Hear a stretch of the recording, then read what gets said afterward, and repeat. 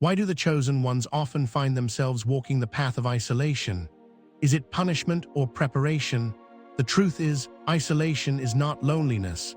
It is a sacred crucible where pain transforms into power and wounds become wisdom. If you have felt the sting of betrayal, if you have been forced into solitude by those who misunderstood or deceived you, understand this. Your isolation is not the end of your story. It is the beginning of your ascension. The chosen ones are often set apart because their journey requires a different kind of strength, the kind forged in silence, in stillness, and in solitude. When the world becomes too loud, when betrayal strikes like a thief in the night, the universe pulls you back to the most powerful sanctuary, yourself. It is in this sacred space, away from the noise, that you begin to hear the whispers of your soul. The pain of isolation, though sharp, is a teacher. It teaches you that true connection begins within and that the greatest healer you will ever meet is yourself. Isolation strips away the falsehoods, the masks of those who betrayed you, the illusions of friendships built on conditions, and the noise of a world that never truly saw you. What remains is your essence, pure and unbreakable. It is in this space that your spiritual gifts amplify, your intuition sharpens, and your connection to the divine deepens. So, if you have walked through the fire of betrayal and found yourself in solitude, know that you are exactly where you need to be. And to every chosen one watching this, if this resonates with your soul, if you have felt the weight of isolation, but also glimpsed its power, type 77 in the comments. Let this be your mark, a silent acknowledgement to the universe that you understand your journey and embrace your destiny. The hidden blessing within betrayal. Betrayal cuts deeper than any blade because it comes from those you trusted, those you believed would walk with you. But here is the truth the chosen ones eventually come to understand. Betrayal is not a curse. It is a revelation. It reveals what was hidden, exposes what was false, and clears what was never meant to journey with you to your destiny. While the world sees betrayal as a wound, the chosen ones recognize it as a sacred redirection, a painful but necessary separation from all that is unaligned with their path. The blessing of betrayal is clarity. It shows you who truly walks with you and who only stood beside you for what they could take. When masks fall, the chosen one sees the truth, not only about others, but also about themselves. Betrayal forces you to confront your own boundaries, your patterns of overgiving, and your tendency to see potential where there is only deception. This is the first blessing, awareness. Awareness of who deserves your light and who only sought to dim it. The second blessing is strength. Betrayal is a crucible. It burns away illusions, but leaves behind a spirit that is tempered, fortified, and unshakable. The pain becomes your teacher, and through it, you learn that your heart can break, but your soul cannot. You realize that being hurt did not make you weaker, it made you wiser. Every scar becomes a mark of survival, a testament that you are forged by fire, but not consumed by it. The third blessing is elevation. Betrayal is the universe's way of clearing your path. It removes those who would have hindered your growth, delayed your mission, or poisoned your future. It may feel like destruction, but it is divine construction, clearing the old to make room for the new. The chosen ones do not rise despite betrayal, they rise because of it. So when you look back at those who wronged you, understand this. They were not your enemies, they were your initiators. They pushed you into isolation, but they also pushed you into power. In that darkness, you found your light. In that pain, you discovered your purpose. Why isolation is a sacred journey. The world fears isolation because it misunderstands it. But the chosen ones know isolation is not emptiness, it is fullness. It is not loneliness, it is intimacy with the self. When the chosen ones are pulled into isolation, it is because the divine needs their undivided attention. Isolation becomes the sacred temple where the greatest transformations occur, away from the eyes and judgments of the world. In isolation, you confront your shadows, the parts of yourself that the noise of the world allowed you to ignore. You face your fears, your doubts, your regrets, and your wounds. But in doing so, you also meet your true self, the self that is eternal, powerful, and whole. This is why isolation is sacred. It forces you to peel back every layer until you reach your core, and at that core you find not emptiness, but divinity. It is in isolation that your intuition sharpens. Without the noise of others' opinions, you begin to hear the voice of your soul more clearly. Your dreams become more vivid, your insights deeper, and your connection to the divine stronger. What the world calls being alone, the chosen ones know as being aligned. Isolation is also where you recharge your power. The chosen ones are givers, healers, and guides, often pouring their energy into others without pause. But isolation teaches you that you cannot pour from an empty cup. It is not selfish to withdraw, it is sacred to restore. In the silence, you refill your well so that when you emerge, you do so not depleted, but overflowing. The world may mislabel your isolation as retreat, but the chosen ones know it as preparation. You do not disappear to hide, you disappear to heal. And when you return, you are no longer who you were. You are clearer, wiser, and unstoppable. Isolation, therefore, is not a punishment, it is a pilgrimage.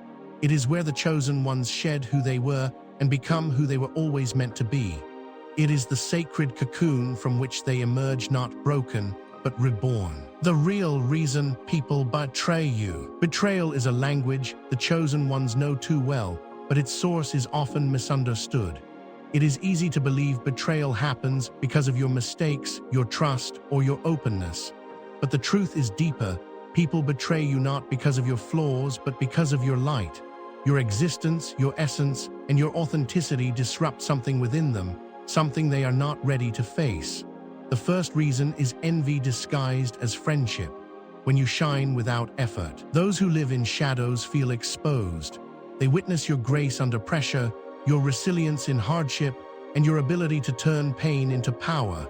But instead of seeing inspiration, they see a threat. They envy not only your light, but your ability to hold it without breaking. Their betrayal becomes their attempt to extinguish your flame because it reminds them of their own darkness. The second reason is projection. People often betray you because they cannot handle the reflection you cast. You mirror back to them what they could be: strong, compassionate, and free. But instead of stepping into their potential, they choose to destroy the mirror. They lash out because it is easier to break you than to break their own chains. The third reason is fear of being left behind. As a chosen one, your growth is rapid and unstoppable. You ascend to new heights, and those around you feel the distance widening. They betray you not because they hate you, but because they fear losing you. Betrayal becomes their desperate attempt to hold you down, to keep you within reach, even if it means hurting you. But here is the ultimate truth. Betrayal is their problem, not your identity. Their actions do not define your worth, they reveal their wounds. When you are betrayed, understand that it is not a reflection of your failure, but a confirmation of your power. Their deception is a compass, pointing you toward those who are unworthy of your journey. So do not let betrayal break you. Let it break what was false: false friendships, false loyalty, and false intentions. What remains after the betrayal is pure, sacred, and aligned with your destiny. And in that clarity, you will see that every act of betrayal was a blessing in disguise, pushing you closer to your purpose. Misunderstood kindness, why your light confuses people. The chosen ones carry a rare and sacred gift: the ability to love without conditions, to give without expectation, and to heal without seeking credit. But in a world that equates kindness with weakness and openness with naivety, your light becomes a puzzle. People do not understand it, so they misjudge it. Your kindness confuses them because it speaks a language they were never taught, a language of the soul, not the ego. The first reason is that your empathy exposes their emptiness. The depth of your compassion makes those who are shallow uncomfortable. They see your ability to care deeply and assume it must be a flaw, a vulnerability they can exploit. They mistake your forgiveness for foolishness, your generosity for gullibility. But what they fail to see is that your kindness is not a weakness. It is a choice, a power that comes from a heart that has been broken and still chooses to love. The second reason is that your authenticity disrupts their masks. You live from your soul, not your ego. You speak your truth without calculation, and you love without manipulation. But in a world where most people wear masks, Your authenticity becomes a threat. They cannot understand how you can be so real, so open, so unguarded. And because they cannot understand you, they try to control you, diminish you, or betray you. The third reason is that your love holds up a mirror to their fears. Your ability to see the good in people reminds them of their inability to do the same. Your light becomes a reflection of what they lack: courage, compassion, and authenticity. But instead of learning from you, they turn against you. It is easier for them to call you naive than to confront their own emptiness. But here is what you must remember: their confusion is not your burden. You are not sent here to be understood. You are sent here to shine. Kindness, when rooted in strength, is a power few can comprehend and even fewer can break. So do not let their misunderstanding make you hard. Stay soft, but stay wise. Give, but guard your heart. Love, but discern who is worthy of your light. Your kindness is your power, and your compassion is your crown. Let the world be confused. Let them misinterpret your light. In the end, it is not their understanding you need. It is your soul's alignment that matters. And those meant for your path will see your light not as confusion, but as a compass guiding them home. The fear of your power, why they feel threatened. There is something in you that the world feels but cannot name. It is not your wealth, your status, or even your knowledge.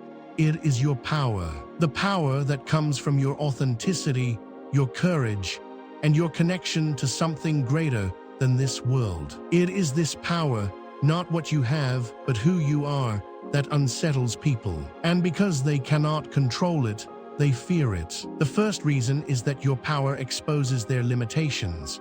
You are a force that refuses to conform, a soul that answers only to the divine. And when you move through the world with that kind of freedom, those bound by fear and insecurity feel threatened. They see in you the life they could live if only they were brave enough. But instead of rising to meet you, they try to pull you down. The second reason is that your presence disrupts the status quo. You are not here to fit in, you are here to shift, to change, to awaken. But change is uncomfortable, and those who benefit from the old ways will fight to maintain their control. They attack you not because you are wrong, but because you are powerful enough to challenge their illusions. The third reason is that your light makes their shadows visible. Your strength, your success, and your spirit illuminate what they have tried to hide: their jealousy, their fears, and their unresolved pain. And rather than face their shadows, they project them onto you. They create stories to diminish your power because it is easier to tear you down than to confront their own darkness. But here is the truth: their fear is proof of your greatness. Weak people do not threaten the system. Empty souls do not disrupt the status quo. It is only those who carry the power to change the world who are met with resistance. And you, chosen one, were born to shake the ground you walk on. So let them fear you, let them misunderstand you, but never let them silence you. Your power is not a weapon, it is a beacon. And your light is not meant to be hidden, it is meant to lead. When they try to clip your wings, remember, eagles are not meant for cages. When they try to dim your flame, remember, the sun cannot be eclipsed by shadows. The world may fear your power, but your power is exactly what the world needs. And one day they will not only see it, they will be grateful for it. Until then, walk in your strength, rise in your truth, and never apologize for the force of your existence. You are not here to fit into their world. You are here to change it. Isolation as the ultimate teacher. Isolation is not a punishment, it is a classroom. The silence that surrounds you is not emptiness. It is a sacred space where life's deepest lessons are taught. While the world moves frantically, isolation slows everything down, forcing you to confront what you would rather avoid. But it is through this confrontation that you find your greatest growth. Isolation strips away the noise of opinions, the distractions of society, and the false comfort of shallow connections. What remains is you, raw, real, and unfiltered. In this sacred stillness, you learn the first and most painful lesson: self-awareness. You begin to see your patterns, the ways you sabotage your own growth, the wounds you have ignored, and the truths you have silenced. Isolation holds up a mirror, and the reflection is often uncomfortable. but it is necessary because you cannot heal what you refuse to see. The second lesson is resilience. When you have no one to lean on, you discover how strong you truly are. In isolation, there is no applause, no validation, and no shortcuts, just you, your struggles, and your spirit. But it is in this space that you build unshakable strength, because you learn to rise without a crowd and to stand without support. The third lesson is divine connection. Isolation removes the interference, allowing you to hear the voice of your soul and the whispers of the universe. You begin to trust your intuition because there is no one else to guide you. You understand that solitude is not loneliness, it is alignment. You are not alone, you are with yourself and, more importantly, with the divine. Isolation also teaches you the value of your energy. You realize that not everyone deserves access to you. You begin to guard your peace, not from fear, but from wisdom. You stop chasing people and start attracting what aligns with your spirit. The people who left you during your isolation were never meant for your destination. But perhaps the greatest lesson is this: isolation is temporary, but its teachings are eternal. When you emerge, you are no longer who you were. You are clearer, stronger, and deeply aligned with your purpose. You do not return to the world to be the same, you return to change it. And the world will feel the power of your solitude in every word you speak, every choice you make, and every path you walk, building inner strength through self-healing. The strongest fortress is the one built from within. Self-healing is not a luxury. For the chosen ones, it is a necessity. You cannot pour from an empty cup, and you cannot lead if you are broken inside. The journey of self-healing is not about fixing yourself. It is about remembering who you are beneath the wounds. It is a return to wholeness. The first pillar of self-healing is self-awareness. You cannot heal what you refuse to acknowledge. This requires honesty, the kind that burns. You must face your shadows, your patterns, and your pain without flinching. But remember, shadows are not your enemy. They are unlit parts of you waiting to be understood. The second pillar is self-compassion. The chosen ones are often their own harshest critics. You give grace to everyone but yourself. But true healing begins when you treat yourself with the same kindness you offer to others. Forgive yourself for the times you ignored your intuition, for the times you stayed too long in the wrong places, and for the times you broke your own heart. The third pillar is self-care, not the superficial kind, but the sacred kind. Healing happens in your daily rituals, in the stillness of meditation, where you reconnect with your spirit, in the power of movement, where you release stored trauma from your body, in nature, where you ground yourself in the energy of creation, and in rest, where your body and soul repair themselves. Fourth pillar is boundary setting. Healing is not just about what you do for yourself. It is also about what you no longer tolerate from others. Every time you say no to what drains you, you say yes to what heals you. Your peace is sacred, protect it fiercely. But here is the secret to self-healing. You are not fixing something broken, you are uncovering something whole. The wounds were never meant to destroy you, they were meant to awaken you. And when you commit to your healing, you become unstoppable, not because you are unbreakable, but because you know how to rebuild yourself. Self-healing does not mean you will never hurt again. It means that when you do, you will know how to hold yourself through it. It means you become your own sanctuary, safe, whole, and complete. And from that place of power, no betrayal, no loss, and no storm can break you. Because you are healed from within, and what is healed from within cannot be destroyed from without. The power of discernment protecting your energy. Not everyone deserves access to you. As a chosen one, your energy is your most valuable currency, and discernment is the lock that guards your vault. Without it, you risk pouring your power into the wrong places, leaving yourself drained and directionless. But with it, you walk through life with clarity, peace, and purpose. Discernment begins with intuition, the voice within you that knows the truth before you have proof. It is the nudge you feel when something is off, and the calm you sense when something is right. Most betrayals are not surprises, they are confirmations of warnings you ignored. Your intuition is your first line of defense. Trust it. Second layer of discernment is observation. People show you who they are, not through their words, but through their patterns. Discernment is listening with your eyes and seeing with your spirit.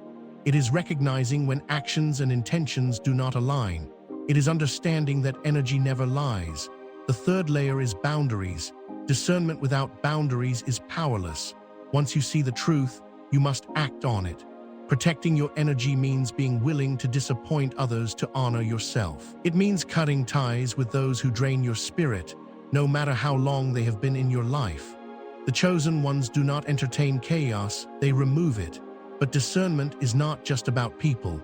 It is also about opportunities, conversations, and even your own thoughts. Protecting your energy means saying no to anything that disrupts your peace or dilutes your power. It means guarding your time because not everything deserves your attention. And here is the truth: discernment will make you misunderstood. People will call you cold, distant, or arrogant. But understand this: clarity offends confusion, and boundaries frustrate those who benefited from your lack of them. Your job is not to be understood, it is to be aligned. The final power of discernment is that it does not just protect your energy, it amplifies it. When you stop wasting time on what drains you, you become magnetic to what fulfills you. You begin to attract people and opportunities that match your frequency, not your wounds. So, protect your energy like your life depends on it, because it does. Your energy is your power, and your power is your legacy. Do not spend it recklessly. Guard it, nurture it, and watch how everything that no longer serves you falls away, leaving only what is meant for you. The return from isolation rising with power and wisdom. When the chosen one returns from isolation, they are not the same. The world may expect them to be broken, but instead, they are reborn. Isolation did not weaken them, it refined them. The silence they endured became a symphony of wisdom, and the loneliness they felt became a sanctuary of strength. The world sees their return, but only the chosen one knows what it took to rise from the shadows. The first sign of their transformation is clarity. In isolation, the noise of the world faded, and what remained was truth about who they are and where they are going. They no longer seek approval because they found validation within. They no longer chase people because they discovered their own worth. This clarity becomes their compass, guiding their every step with precision. The second sign is power, an unshakable, undeniable presence. But this power is not loud. It is still, it is steady, and it is sovereign. It is the power that comes from knowing oneself fully, from having faced the darkness and emerged with the light intact. Their voice carries authority, not because it is raised, but because it is rooted in experience. The third sign is discernment. Having been alone, they now see through masks and false intentions. The betrayals that once broke them have become their teachers, and they no longer confuse kindness with access. Their circle is smaller but stronger, filled only with those who honor their spirit. They are not afraid to say no, not afraid to walk away, and not afraid to be alone again if necessary. But perhaps the greatest sign is peace. Not the fragile peace that depends on circumstances, but the unshakable peace that comes from within.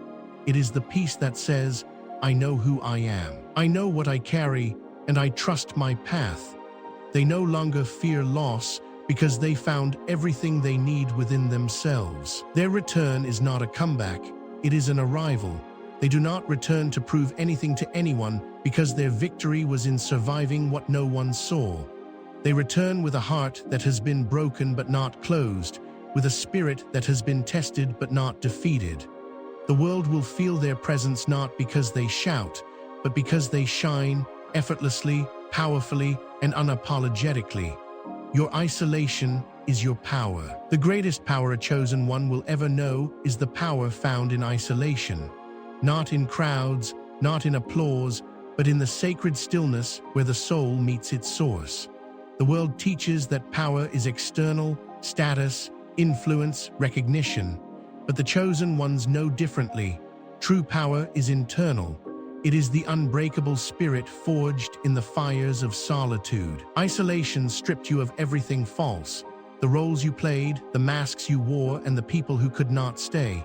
But what remained was something priceless, your essence, the you that exists beyond titles, beyond relationships, and beyond the expectations of the world. In isolation, you discovered that you are enough, not because of what you do, but because of who you are. Your isolation sharpened your intuition. Without the noise of the world, you heard the whispers of your soul. You learned to trust your instincts, to read energy, and to feel truth before it was spoken. Now your intuition is your compass, and it will never lead you astray. Your isolation also taught you boundaries, not from fear, but from wisdom. You now understand that access to you is a privilege, not a right. You protect your energy because you know its value. You are not afraid to walk alone because you have made peace with your own company. And because you no longer fear isolation, you are free. Free to move in silence, free to choose yourself, and free to let go of anything that disrupts your peace. But most of all, your isolation connected you to your purpose. It showed you that your journey was never meant to be easy because you were never meant to be ordinary. You are here to lead, to heal, and to shift the world. And to carry that kind of power, you had to be stripped, broken, and rebuilt. Now you rise, not because the world lifted you, but because the divine did. So let the world wonder where you went. Let them whisper why you disappeared.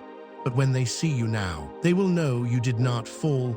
You were forged. Your isolation was not your weakness, it was your weapon. And now that you have returned, you do not walk, you reign. You do not chase, you attract. You do not prove, you embody. Because your isolation was your power, and now you are unstoppable.